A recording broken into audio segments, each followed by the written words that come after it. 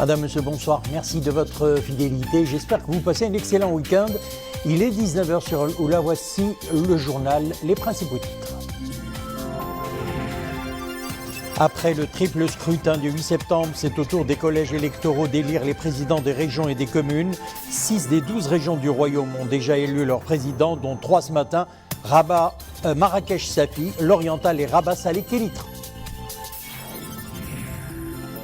Pour de nouveaux éclairages sur la nouvelle configuration en gestation de la carte politique issue du triple scrutin du 8 septembre dernier, nous avons avec nous en direct de Liège, en Belgique, un universitaire belgo-marocain et ancien sénateur, et depuis Marrakech, un expert en géopolitique et géostratégie. Il brille par sa ténacité, sa persévérance et les nombreux titres continentaux déjà arrachés. Badr Siwan travaille dur comme fer pour les JO de 2024 qui se tiendront à Paris. Jeune triathlète, il est actuellement au Maroc où il se prépare pour ses prochains JO. Notre équipe est allée à sa rencontre en pleine séance d'entraînement. Dans l'attente de la formation de la nouvelle majorité gouvernementale, le processus électoral se poursuit avec l'élection des présidents des communes, mais aussi des présidents des 12 régions du Royaume. Après la région de l'Ayoun Saria al-Hamra avant-hier et les régions de Dakhla Oued Dahab et de Soussma Saint hier, ce matin, 3 nouvelles régions ont élu leur président. Oumaima Ramli. Il siégera à la présidence du Conseil de Rabat Salé Kélitre les 6 prochaines années. Rachid Laabdi du parti Authenticité et Modernité est désormais le nouveau président du Conseil de la capitale. Rabat Salé Kélitre est une région qui regorge de potentialités. Il faut bien les exploiter pour aller de l'avant. Nous allons nous pencher sur les dossiers relatifs aux investissements publics et privés, à l'emploi et aux infrastructures. Seul candidat en lice, Rachid Laabdi a obtenu 63 des 72 suffrages exprimés, 3 votes contre et 4 abstentions. Cap à présent sur la région Marrakech Safi, où le candidat unique à la présidence, Samir Goudar, succède à Ahmed Rchichen. Samir Goudar a obtenu la totalité des voix des membres de cette instance, soit 75 voix. J'espère être à la hauteur des attentes des populations de cette région. Nous allons opter pour la continuité des chantiers déjà entamés, tout en se focalisant sur l'actualisation du programme régional de développement et l'intégration des recommandations du rapport général sur le nouveau modèle de développement. Dernière escale, la région de l'Oriental. Ici aussi, un seul homme était en lice pour la présidence, Abden Bibaïwi du parti Authenticité et Modernité. Il a été réélu à la majorité absolue, 49 voix pour un total de 51 voix. Le processus électoral, c'est aussi au niveau des communes. Plusieurs villes, municipalités et communes ont élu aujourd'hui leurs présidents et membres du Conseil. Retenons notamment cette élection à Taloudan de Abdeltif Wahbi du parti Authenticité et Modernité à la présidence du conseil communal de la ville. M. Wahbi a obtenu 19 voix. La présidence du conseil communal de Guilmim est revenue à Hassan Talbi du Rassemblement national des indépendants avec 22 voix sur les 35 que compte le conseil communal. Mustafa Al-Bakkouri du Rassemblement national des indépendants a été élu président du conseil communal de Tétouan. Seul candidat, M. Al-Bakkouri, a obtenu 41 voix. Plusieurs autres communes ont élu cette journée les présidents de leur commune.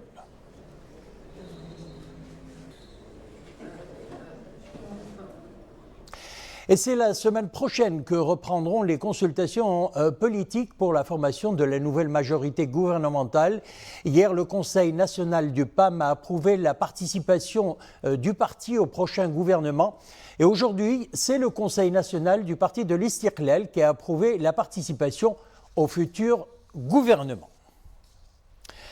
Le triple scrutin de mercredi dernier aboutit à une nouvelle configuration de la carte politique au Maroc. Cette nouvelle carte politique se reflète clairement dans les coalitions formées au niveau communal et des régions entre les partis du RNI, de l'Istiqlal et du PAM. Nous vous proposons ce soir un décryptage de cette nouvelle configuration politique dont les contours se dessinent.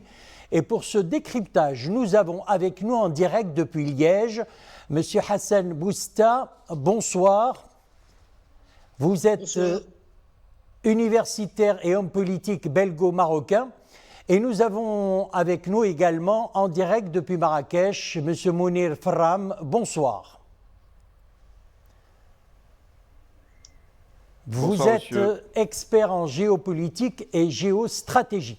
Alors, je commence avec vous, M. Hassan Bouzta. Quelle première lecture feriez-vous des résultats du triple scrutin du 8 de ce mois? Bien, tout d'abord, je ne peux pas m'empêcher d'observer que ces élections se sont déroulées dans un contexte intérieur difficile. On l'a souligné dans la presse marocaine à plusieurs reprises, mais le contexte de la pandémie est pas facilitateur. Il faut savoir que dans le monde, il y a eu plus de 80 élections qui ont été reportées à la suite de la pandémie et que lorsque les élections ont été tenues malgré la pandémie, eh bien, elle a eu un effet très démobilisateur sur l'électorat. Et donc, ça m'amène, et vous vous souviendrez qu'en juin 2020, lors du premier confinement, la France a tenu des élections municipales où le taux de participation était d'à peine 41% en deuxième tour.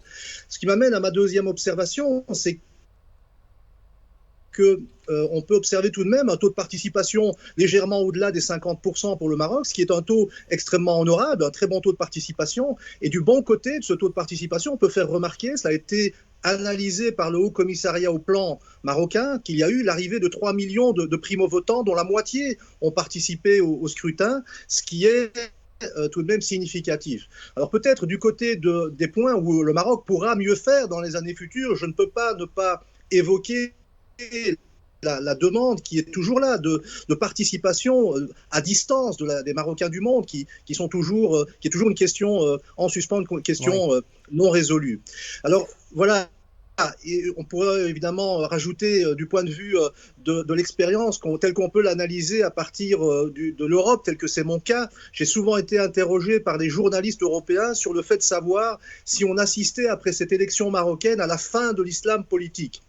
Alors, ma réponse a été systématiquement de dire c'est la fin d'une expérience, la clôture d'un chapitre de 10 années de participation gouvernementale, mais certainement pas la fin de la question de l'islam politique qui continuera à se jouer sous de nouvelles configurations pour le Maroc comme dans les pays voisins. Alors, je me tourne à présent vers M. Mounir Fram. Est-ce que vous partagez cette analyse de M. Hassan Bouzta?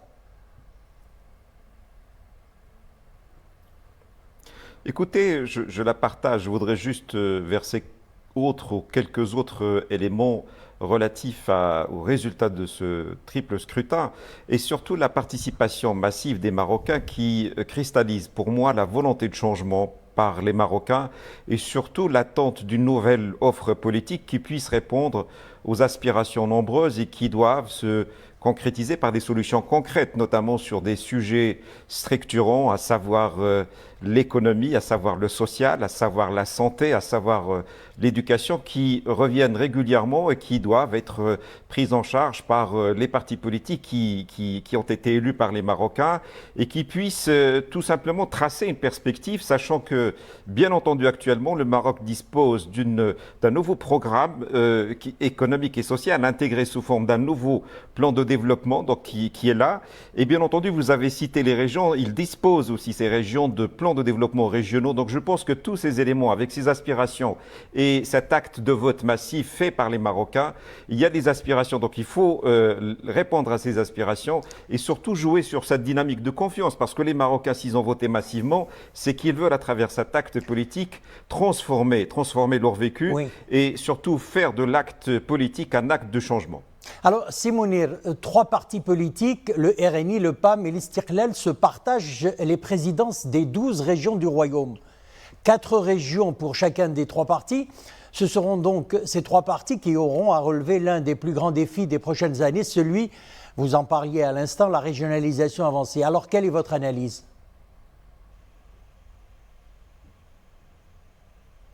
Écoutez, je voudrais tout simplement, face à ces enjeux qui sont cruciaux, que ces partis jouent ce qu'on appelle la cohérence et la complémentarité et surtout éviter les clivages. Dans le sens où nous passons par une conjoncture qui est difficile sur le plan économique, nous sommes dans un contexte qui connaît la crise à plusieurs niveaux, le social, l'économique, le sanitaire, etc. Donc il faut qu'il y ait de l'innovation politique et surtout une prise en charge qui soit concrète à travers des plans d'action et surtout des résultats qui changent, qui modifient la vie au quotidien des Marocains.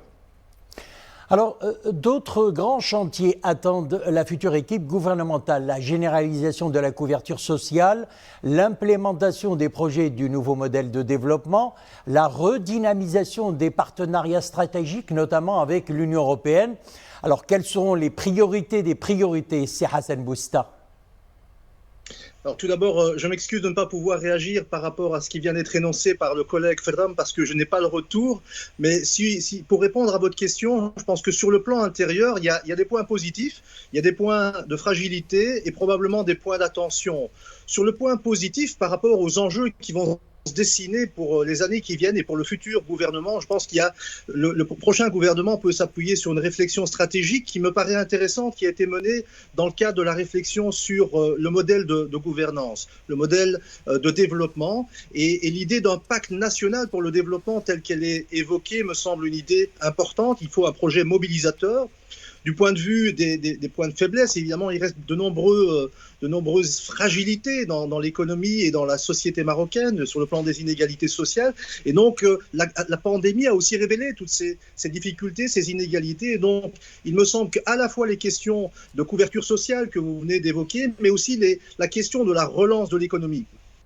La relance de l'économie, le maintien d'investissement dans tous les enjeux d'adaptation au changement climatique. On a vu cet été combien le changement climatique impacte, que ce soit dans la société marocaine avec les incendies de forêt, mais on l'a vu aussi à travers les inondations. Et donc, il y a un grand chantier qui est en cours, qui est mené en Europe, qui est mené aux États-Unis et qui va devoir aussi positionner le Maroc sur tous ces enjeux. Mais je pense que le Maroc a beaucoup apporté à la question de l'adaptation au changement climatique.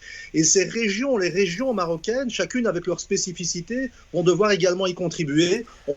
On peut penser à tout le secteur de l'éolien, à tout le secteur de l'énergie solaire qui vont apporter des réponses dans lequel le prochain Marocain va devoir se positionner. Alors, M. Hassan Bousta, l'Union européenne a fortement salué le processus démocratique au Maroc. Alors, comment cette réaction à chaud de Bruxelles devrait-elle se refléter dans les relations maroco-européennes, à votre avis ? Alors tout d'abord, il faut noter que le Maroc est observé. Le Maroc est observé pour les choses extrêmement positives, la capacité de résilience que le Maroc a eue pendant la période de confinement. Mais il faut garder aussi à l'esprit que dans ces relations entre le Maroc et l'Union européenne, il y a toujours deux niveaux de réflexion. Le niveau de la discussion avec l'Union européenne en tant qu'organisme international, supranational. Et là, les relations sont relativement bonnes. Et puis le niveau des relations bilatérales où il y a des choses qui sont peut-être plus préoccupantes, avec certaines relations qui sont abîmées. Et dans les prochains mois, les prochaines semaines, il va falloir être attentif, me semble-t-il, à des échéances importantes.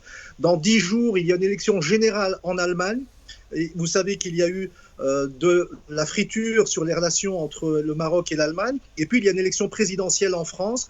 La France, partenaire historique, stratégique du Maroc, va renouveler aussi sa présidence. Et donc là, il y a deux rendez-vous importants à voir qui vont conditionner non pas simplement les relations avec l'Union européenne, mais les relations avec dans cette construction. Alors, pas plus tard qu'hier, le RNI, le PAM et l'Istiqlal ont rendu public un communiqué annonçant qu'ils ont, je cite, décidé de coopérer et d'œuvrer pour former une majorité au sein des conseils élus où ils sont représentés.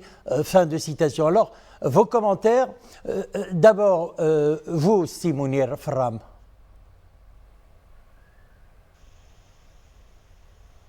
Écoutez, je voudrais que ça dépasse les déclarations de bonne intention et que ça soit surtout inscrit dans ce qu'on appelle de l'action et surtout de l'action efficiente dans le cadre d'une gouvernance, dans le cadre de la responsabilité, surtout vis-à-vis de l'implémentation du plan de développement économique, parce que c'est un plan de développement qui est consensuel, qui est concerté, qui a une dimension intégrée dans le sens où il aborde les aspects économiques, politiques, sociaux et environnementaux. Donc je pense que cette cohérence quelque part, du moins dans sa dimension d'intention faite par ces partis, doit aller vers la concrétisation de choses, de projets qui sont prioritaires. Donc l'économique doit être prise en charge d'une manière impactante, c'est-à-dire d'impliquer toutes les forces vives économiques pour que l'acte économique soit un acte conscient, qui soit responsable, impliquer les PME dans la génération de valeur, aborder des sujets cruciaux, surtout dans le contexte Covid que nous vivons, donc de voir le sanitaire, comment il peut être aussi un levier de développement, voir le capital humain aussi, de quelle manière. Donc nous pouvons établir un projet de société et en impliquant aussi, comme je l'ai dit, toutes les parties concernées. Donc cette coalition n'a de sens pour les Marocains que lorsqu'elle va apporter des solutions concrètes, surtout qu'il y a des attentes très fortes et comme je l'ai dit préalablement, elles étaient exprimées par une participation massive. Donc il faut profiter de cette dynamique pour amener le Maroc vers ce qu'on appelle un développement durable et surtout inclusif. Alors, votre commentaire, M. Hassan Bouzta, concernant la décision du RNI, du PAM et de l'Istiqlal d'œuvrer pour former une majorité au sein des conseils élus où ils sont représentés? Je pense que les consultations vont se prolonger dans les semaines qui viennent, mais je voudrais dire d'abord que le processus est tout de même assez rapide. Je viens d'un pays où on a formé des gouvernements après 500 jours de négociations, donc la procédure me semble rapide et va dans un sens qui semble aller vers la formation d'un gouvernement avec les trois partis principaux, même si je ne veux pas aller plus vite que la musique. En tout cas, cela semble annonciateur d'une gouvernance qui sera sous le sceau d'une certaine forme de libéralisme économique et sous le sceau d'une volonté de modernisation de l'économie. Alors, il faut bien entendu toujours être attentif aux indicateurs économiques, le niveau de la croissance, le niveau des investissements étrangers, l'équilibre de la balance des paiements, tout cela c'est important. Mais une gouvernance qui n'aurait comme objectif que d'obtenir de bons chiffres économiques n'est pas une gouvernance suffisante et il faudra aussi être attentif à des projets culturels mobilisateurs, et je pense en particulier à la jeunesse qui a besoin de se mobiliser. Souvenons-nous, il y a une dizaine d'années, c'est la jeunesse qui a lancé l'alerte dans l'ensemble de la région pour une plus grande implication dans la vie civique, dans la vie économique, dans l'emploi. Et donc ça me semble être une préoccupation aussi importante de mobiliser les jeunes dans des projets structurants. Alors, je vais vous rappeler ces taux de participation dans les deux grandes régions du Sahara marocain. Lors du triple scrutin du 8 septembre dernier, 66,94% dans la région de l'Ayoun Saqiya al-Hamra et 58,30% dans la région de Dakhla Oued Dahab. Ce sont des messages clairs à la communauté internationale, lesquels? Alors, je commence par vous, Bouzta. Je pense qu'il y a une participation qui est remarquable, hein, je l'ai dit, malgré le contexte de pandémie, donc c'est à saluer. Les provinces du Sud ont été particulièrement mobilisées. La jonction des différents scrutins a peut-être joué aussi un rôle, la jonction des scrutins locaux, régionaux, nationaux, mais c'est évidemment à saluer. Tout cela est très observé, évidemment, ici au niveau européen. Votre commentaire, c'est Mounir Farram. Écoutez, je pense que c'est une action qui est normale, qui est naturelle, qui est spontanée, humainement parlant, dans le sens où on témoigne par cet acte massif l'ancrage des territoires du Sahara dans ce qu'on appelle le Maroc, le Grand Maroc. Et je pense que c'est un message qui est clair pour nous d'abord les Marocains et surtout au niveau mondial. Donc c'est un message international, surtout dans un contexte de reconnaissance multiple et multidimensionnelle. Donc plusieurs pays reconnaissent et confirment leur reconnaissance de la marocanité du Sahara. Donc je pense qu'il s'inscrit dans une continuité, dans une logique, surtout que ces régions connaissent un développement intégré sur tous les plans. Et donc je pense que pour moi, il s'inscrit dans une continuité, dans une logique tout simplement d'évidence, donc qui est reconnue au niveau international. Messieurs, je vous remercie pour tous les éclairages apportés. Monsieur Mounir Farram, expert en géopolitique et géostratégie. Vous étiez avec nous en direct depuis Marrakech, et Hassan Bouzta, universitaire et homme politique belgo-marocain. Vous étiez avec nous en direct depuis Liège en Belgique. Merci. La situation épidémiologique vers l'amélioration. Et là, on parle du Covid-19. Durant ces dernières 24 heures, 2291 nouveaux cas d'infection et 48 nouveaux décès sont malheureusement à déplorer. Les cas actifs s'élèvent à 24 159, alors que les cas sévères ou critiques s'établissent à 1432, dont 41 placés sous intubation.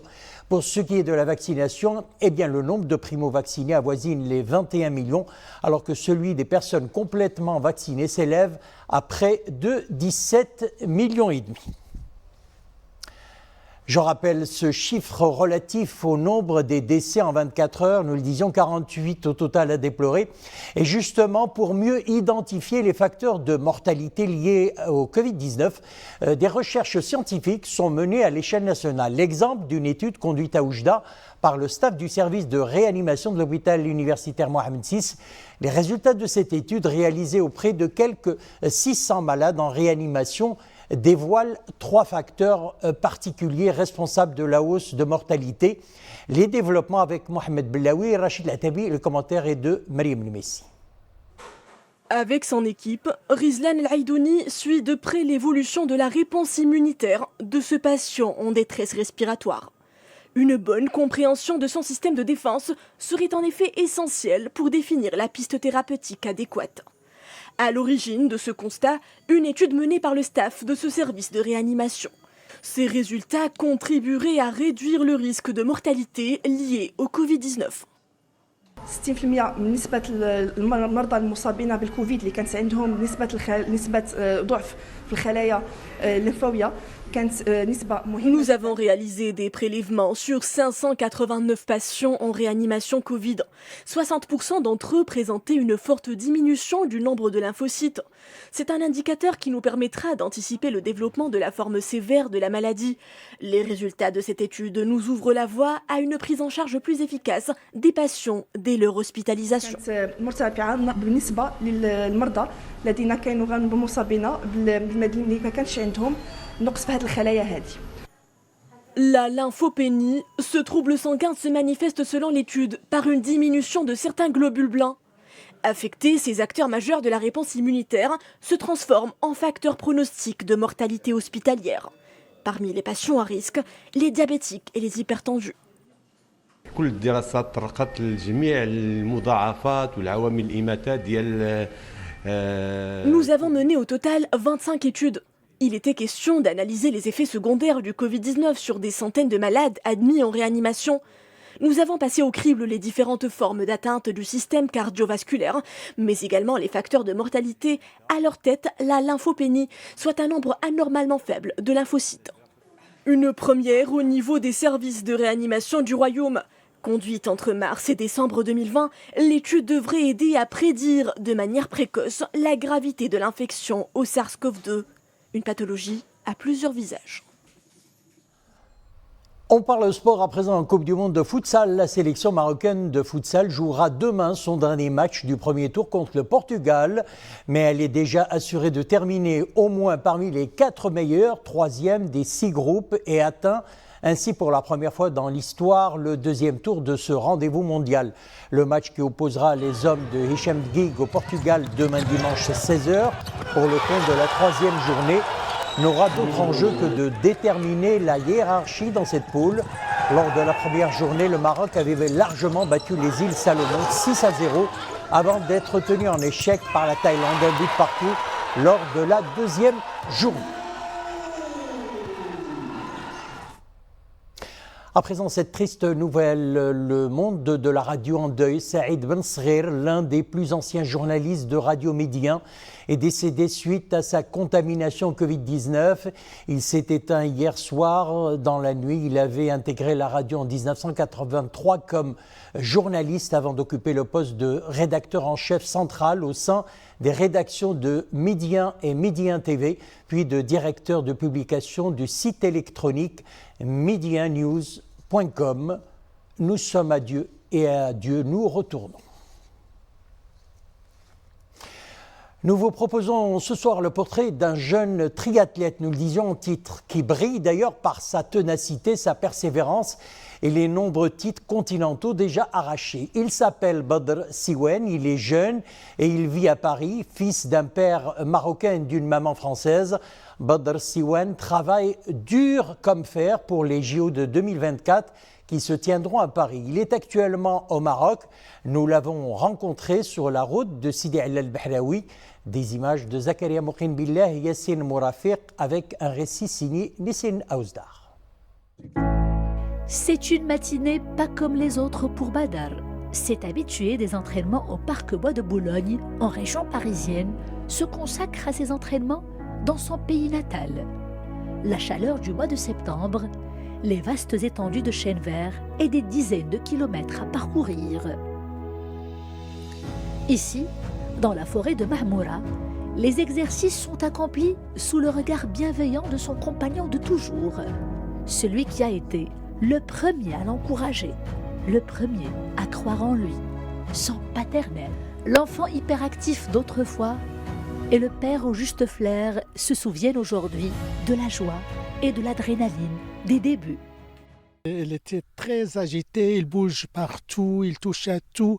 Donc une fois, comme on faisait de sport tous les deux, on a fait du karaté, du judo et tout. Donc un jour, je lui dis, tu bouges tellement trop, donc il y a un sport qui peut t'intéresser. Je faisais du multisport et un jour mon père m'a un peu dit « Ah, j'ai vu ça à la télé, est-ce que ça t'intéresserait pas de le faire ?» Moi, je me rappelais même plus du nom, je lui dis « Vas-y, on essaye ». Et depuis ce moment-là, j'ai pas arrêté. À 27 ans, Badr est double champion d'Afrique de triathlon. Ses rêves n'ont pas de limite. Dans son viseur, les JO de Paris et ceux de Los Angeles. Pour y arriver, il conjugue travail et humilité. Il y a plein d'étapes, il y a plein de steps et on monte pas à la Tour Eiffel ou n'importe quoi d'un coup, il faut monter par étapes. Et le but c'est ça, c'est de monter par étapes. Courir sans battre en retrait, dompter les pistes cyclables à bord de la Petite Reine ou encore braver les vagues et les flots. Ces disciplines n'ont plus de secret pour notre triathlète. Badr s'ouvre également à d'autres horizons et il le fait très bien. C'est vrai, depuis tout petit jeune, j'ai travaillé dans une web radio, j'ai travaillé à la radio en France, j'ai monté une association audiovisuelle à Paris pour le développement des jeunes de quartier. Moi, c'est parce qu'en fait, moi, je trouve que c'est un média qui est très intéressant parce que ça permet de faire un développement personnel. L'histoire de Badr est aussi celle d'un franco-marocain qui a choisi de défendre les couleurs nationales. Je le souhaiterais comme tous les parents d'être, Inch'Allah, s'il va aux Jeux Olympiques à Paris, d'être parmi les meilleurs. C'est ça mon souhait, d'amener quelque chose au Maroc. Le plus intéressant, c'est le Maroc, c'est le drapeau du Maroc. Des rêves plein la tête pour Badr et ses proches. Le chemin est encore long, la compétition farouche. Mais à cœur vaillant, rien d'impossible. Voilà, nous souhaitons à notre jeune triathlète une bonne préparation pour les JO de Paris en 2024. C'est la fin de notre édition. L'info revient sur l'Oula à 21h. Excellente soirée et à bientôt.